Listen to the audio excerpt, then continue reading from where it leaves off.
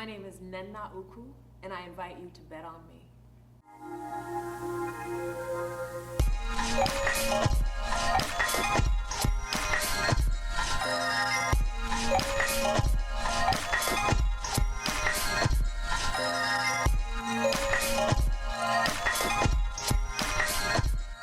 I'm a singer, actress, writer, producer, stylist, fashionista, and pretty much creatively restless.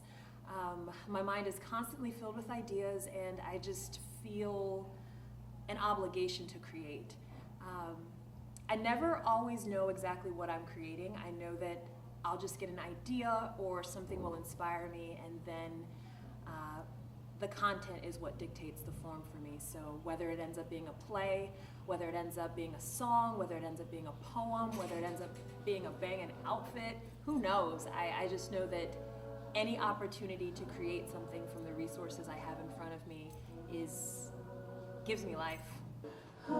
This is no ordinary love, no ordinary love. This is no ordinary love, no ordinary love.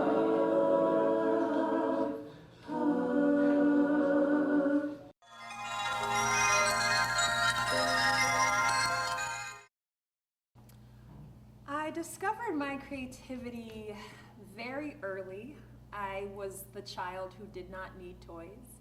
I was the child who created my own fun. I found that my creative process, it depends on what I'm writing about and what exactly I'm writing. I generally will get a phrase or just, something will come to mind that keeps coming back, and that's when I know that the creativity is almost calling me in a way. I would say my creativity comes in like breezes, like the wind, but I make sure I write it down. And if I'm in a space to develop it, I make sure that I at least tether it to something so that then when I go back to it, it's like I have the space to grow it. So that was definitely, God's grace that I found that at an early age. I even remember sitting on the steps, and what I used to do is I would pretend I was either one of the characters in a cartoon singing off into the distance, or one of the characters in a musical, and I would just sing. I don't even remember exactly what I would sing. This is doubling as an actual vocal warm-up. Yes, I'm gonna cut my way in. Thank you. That's right.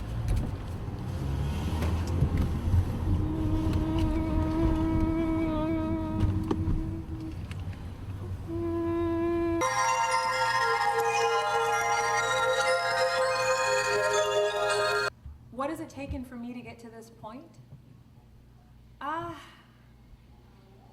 I think before I can answer that question, I have to figure out for myself what this point means. I had all kinds of visions and expectations for what my journey and my path was going to look like. My path has been much different and nothing like what I expected. So this point is kind of a difficult thing for me to define. So I can say that my faith in God is something that has grounded me, and I've always been an overachiever. I've always been 100% committed and dedicated to anything that you put before me.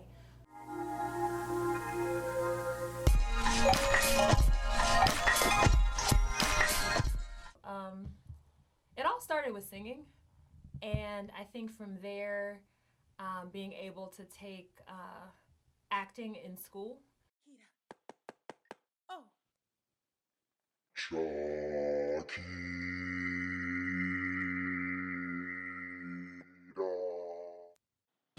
I would say is that I always have tons of ideas and tons of ambitions, and I generally find myself trying to do them all at once.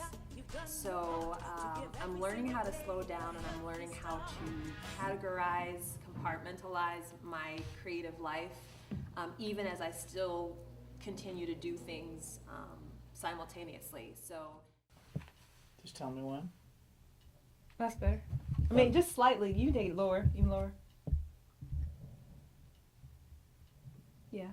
That good? Mhm. Okay. So let me try. I'm thinking maybe I should fly away from here. I'm going to turn the metronome on and record. Since there is no beginning of this track, you will start as many times as you want to. Right, and just the never ending. I'm thinking maybe I could take a day or two away from fear. As day fades and night falls, I lay and listen for my heart. I wake to each new dawn and a new paper thrown carelessly on the lawn. So would you mind if I ask you, do you think you can turn that TV down? I'm trying to hear what's playing on my radio. So to organize myself creatively, I mentioned that I am a little bit all over the place creatively, and creative restlessness is the best way for me to describe what I do. I just create as I feel inspired.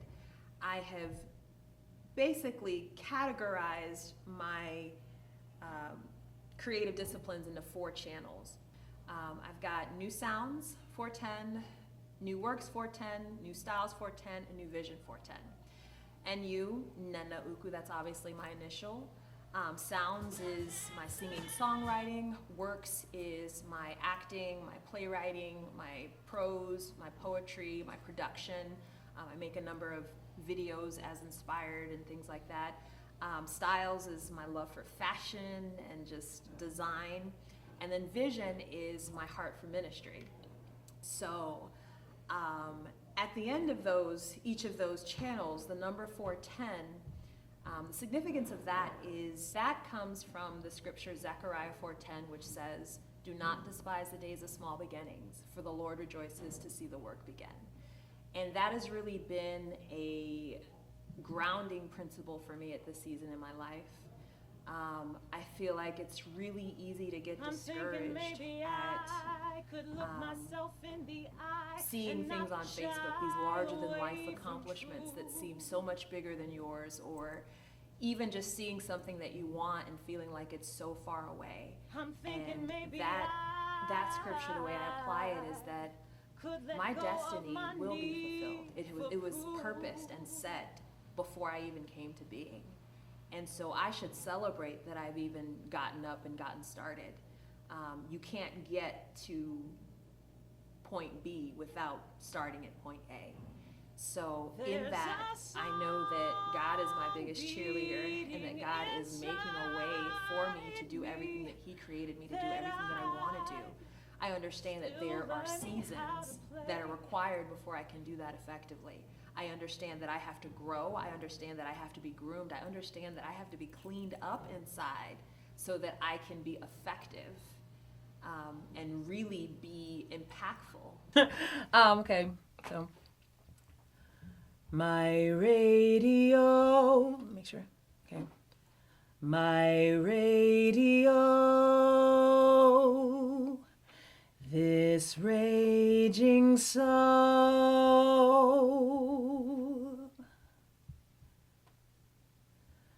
My raging soul is like a radio, so many choices, which one is home? So many voices, I gotta find my own. No. So many voices, I gotta find my own.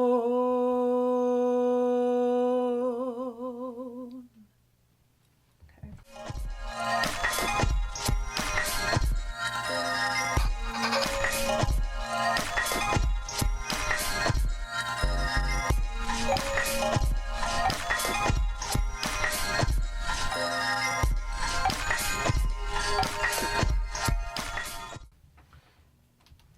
give you a slight challenge. Uh-huh.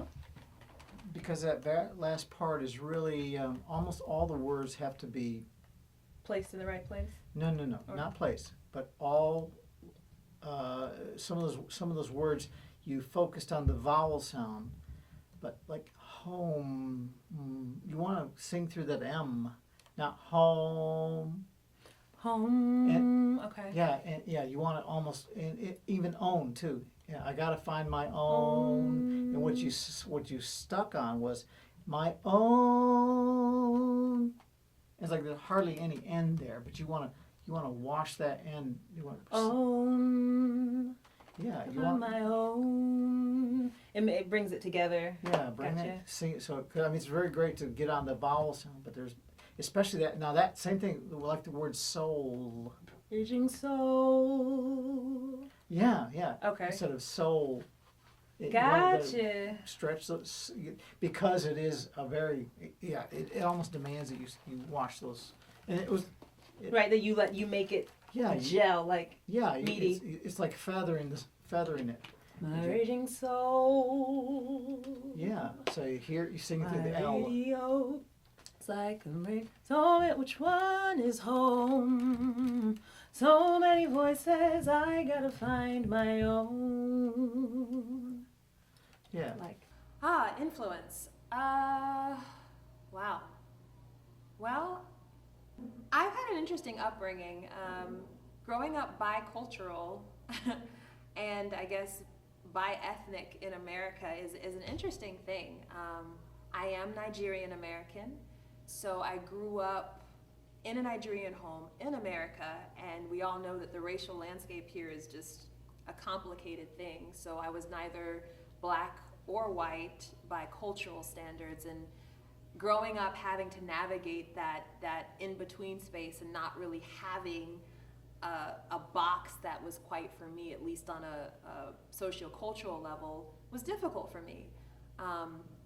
It led to a lot of insecurity growing up, a lot of just image consciousness and a lot of exploration to figure out who I was. And so I'm very influenced by media. I'm very influenced by images.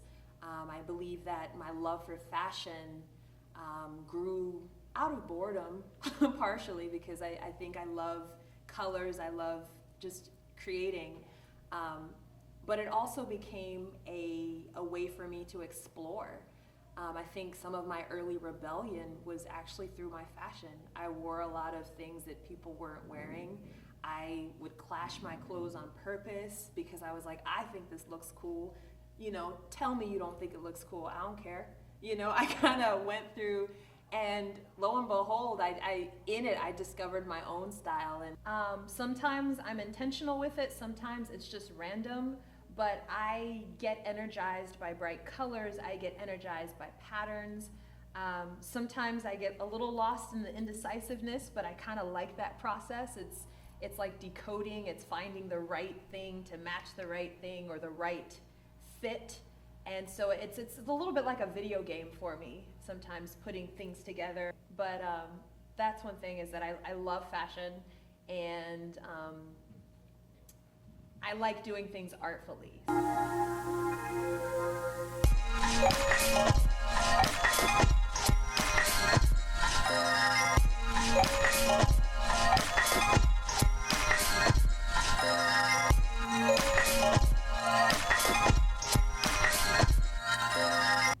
Let's see, my most meaningful artistic accomplishments. When I was a senior at Yale, I had the opportunity to take a playwriting class. Up until then, I had taken acting courses, and I'd never really thought about writing, but I thought, it's my senior year, let me go ahead and take a playwriting class.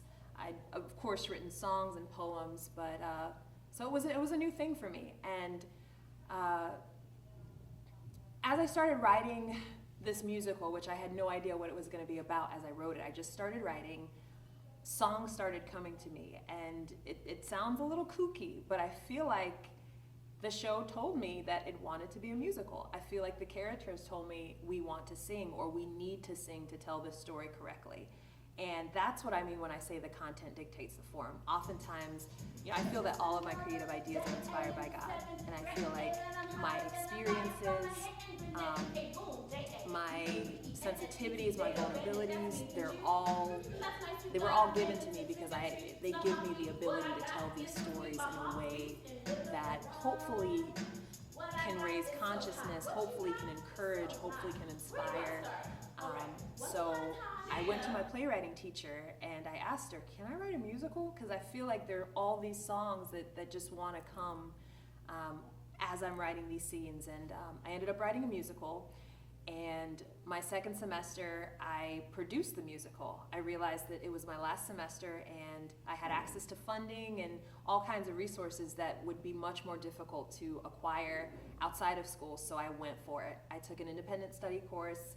I applied for some grants, and I just think about how awesome it was that just the right people came.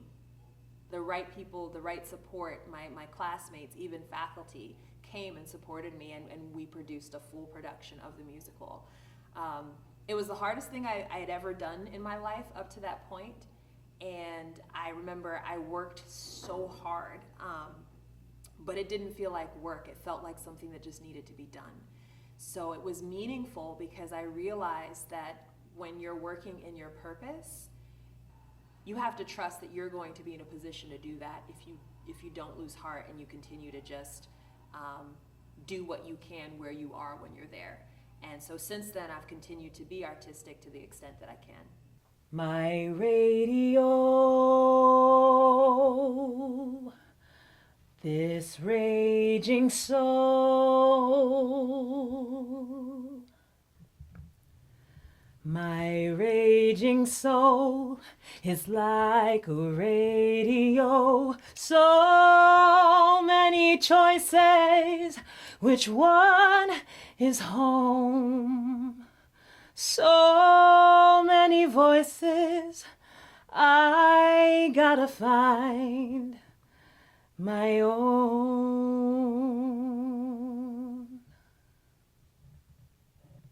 I'm very lucky to have a really strong support system.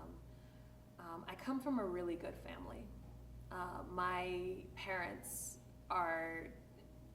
they just set such an example of discipline and hard work and just dedication. They came here from Nigeria and really, really established themselves well. Raised three incredible women, and so I'm grateful for that. My mother passed away I wanted to hear like the counting though. when I was 20 years old, and it was a really challenging thing for me to lose her that young. But what I am grateful for is that the years I had her, she set such an incredible experience, incredible example for me.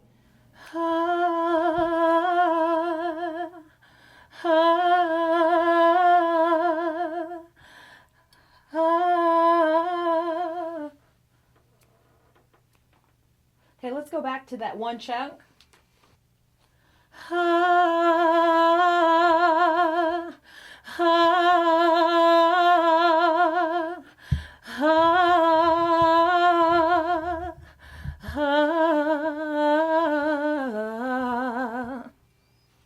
Okay, then if we can just stack on top of that.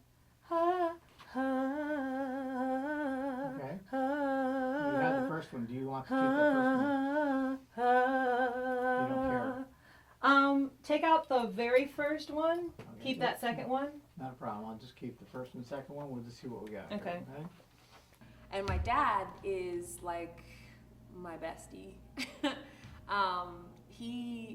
I love my daddy. He is just awesome. Like, and I honestly can say my dad is a good friend of mine. He's my ride or die. I love my dad, and he's such a great support. And what I love about him is he'll tell me the truth too. Like, he will get up on my face and tell me what I need to hear. He doesn't sugarcoat. He doesn't you know, he's blunt as all get out, and I appreciate that because I know that he is going to give me what I need, you know. So do you want the second one played? Yes, so I can try to Yeah. play with it.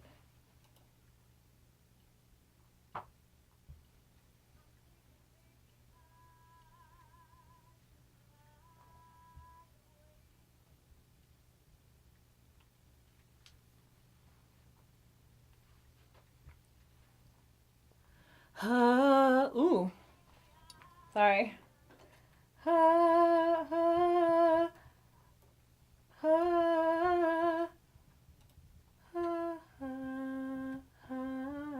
I don't know if that's going to work against the lead, but we'll try it and I can go home and figure it out.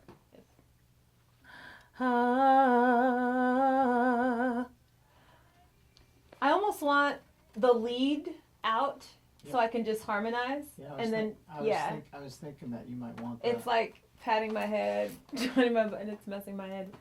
So if we take the lead out, and I'll stack 3. No problem. And then we can call it a day on that. Ready? Here we go. I think it's all about your heart. It's like, what are you doing with the time you have on this earth? What are you doing with the gifts that you've been given?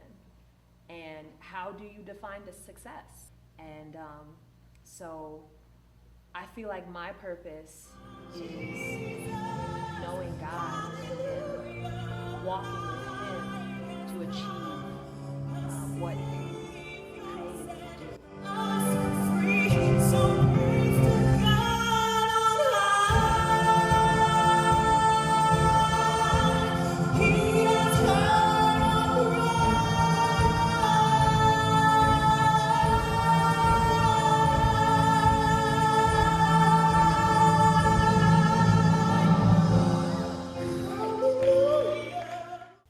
Sometimes I cringe the first time I have to listen to stuff.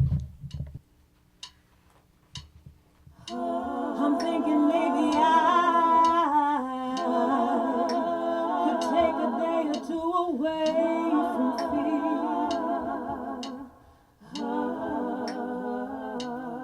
As day fades and night falls, I lay. Yeah, it's a little busy for the simplicity of the, so we can figure out.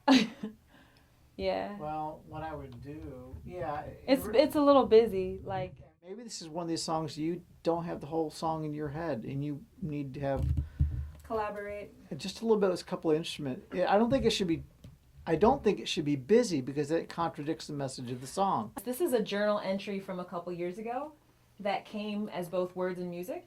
I'm not sure if it's an interlude. I'm not sure what it is, but I'm just trying to bring it here to see if maybe it might be part of a larger work. I mean, if I heard something, it would probably, like, Ani DeFranco has this song that is like, it is an oboe and a bass. And it's only those 2 instruments. And it's so sparse, but it's so effective. Right. So this might be one of those. I definitely hear like some sort of wind instrument that has that kind of, and then maybe the bass line. So I don't necessarily hear it harmony heavy, Right. but it's just, But you want it to sound like it's a retreating from the cacophony of the world.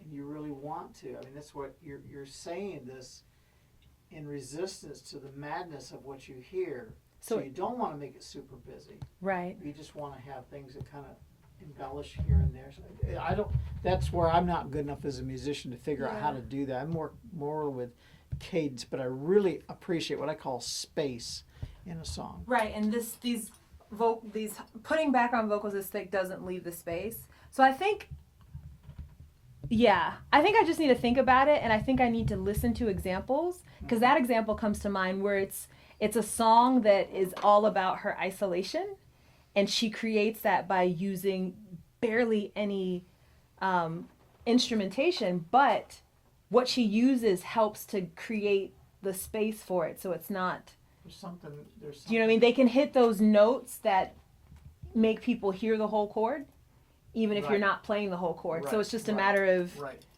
That's what I'm thinking. I was like counterpoint almost. You know, I've heard like trio jazz where you got a guy on bass, one guy's on a little bit of a conga, and the guy's playing the piano. I mean, it's just scarce enough to leave room for your brain to go wherever the song happens to take you. You have a great message on this song. I really like it. I really like it. All we got to do is figure out what amount of music needs to support it, because that is a tremendous message for this world, really. There's only one word I'd drop in it. It's the word is. Because you're already suggesting that the radio is my raging soul. It's almost like you don't have to say it. You say it's stating it, but that's your choice. I say my radio is like. Yeah, I wouldn't even put is like Just my radio because you've already is a raging. No, I wouldn't even say it. Is when you say is or is like, it's if you state it. Oh, don't put it in there. You're saying it side by side. They're gonna get it. So many choices. Oh, gotcha. They don't get it. They're like, you shouldn't be listening to music, people. Okay, I got you. I've spelled it out. Yeah, it's like you don't have to spell things. My raging soul, this raging soul. So many choices. Yeah, they're gonna catch that. Yes. They're gonna catch that. Yes. Idea. I'm a stickler for cutting out the and and words that don't need to be. And you take away the scaffolding. Yeah, that was a piece of scaffolding that was in the song while I was still figuring out what it was. That's the only thing I thought. I love the message. I really do, and that's why if you're up to me. I learned a lot during this session. I learn a lot every time I get the opportunity to collaborate, and Marvin is just such a thoughtful and knowledgeable person. I think that even when you write and create your own things, it's important to share them with people, because there's just certain things that you can't see because you're so close to it, and inviting another person in to collaborate just takes the blinders off. So it's been a really cool process having to watch and observe myself. I've always been an overachiever. I've always been 100% committed and dedicated to anything that you put before me. But what I realized as I got older is that my desire to do my best became perfectionism. So my heart now is, of course, I have a standard of excellence. Of course, I'm going to bring 150% to everything I do, but I understand that it's not because I feel I have to prove myself to anybody. I don't stay there anymore, and I think that's the difference between where I am now and where I was before. Nobody taught me how to die. Nobody taught me how